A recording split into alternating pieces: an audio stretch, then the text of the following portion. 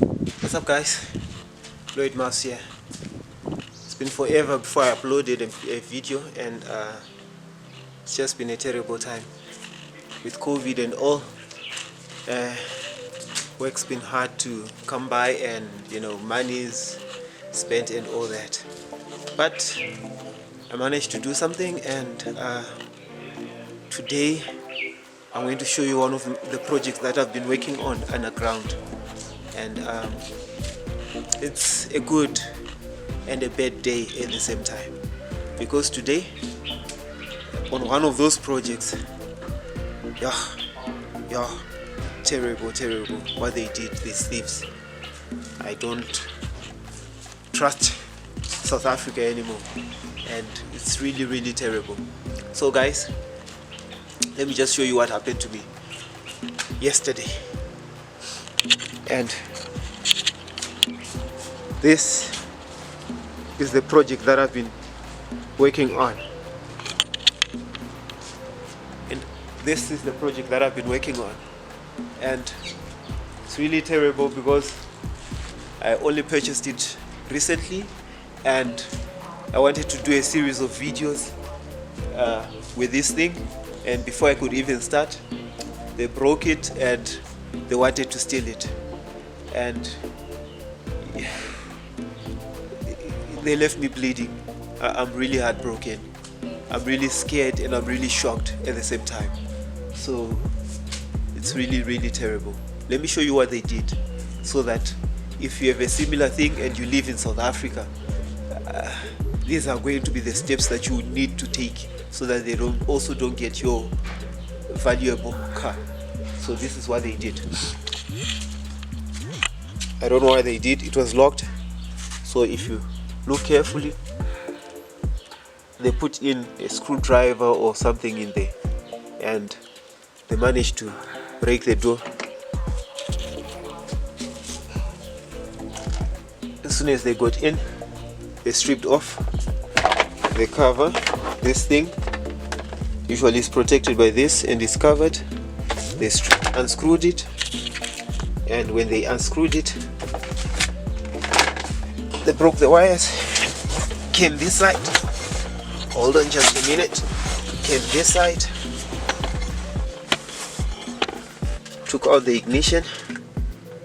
This is the ignition from this side, so they can start it without a key. You can see this is the original key. The Nissan, it's faded, but this is the original key for this car. And now with anything, once they removed this thing from there, you can start it with anything. And that's when they did. So luckily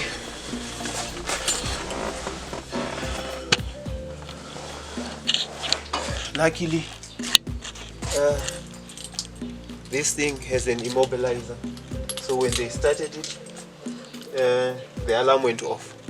And as soon as the alarm went off, luckily this thing has an immobilizer, and when the alarm went off, the engine wouldn't start. It killed off everything, and it wouldn't start. That's when one of the guys there came out and to check what's happening, and they saw a very nice Toyota. It's the latest model Toyota, and these two guys were there. One was in the driver's seat, and one was coming from my bakkie to the car, and they drove off. So this is the part that I'm happy about. I'm happy that they couldn't take it. Old as it is, they couldn't take it, and I'm so grateful that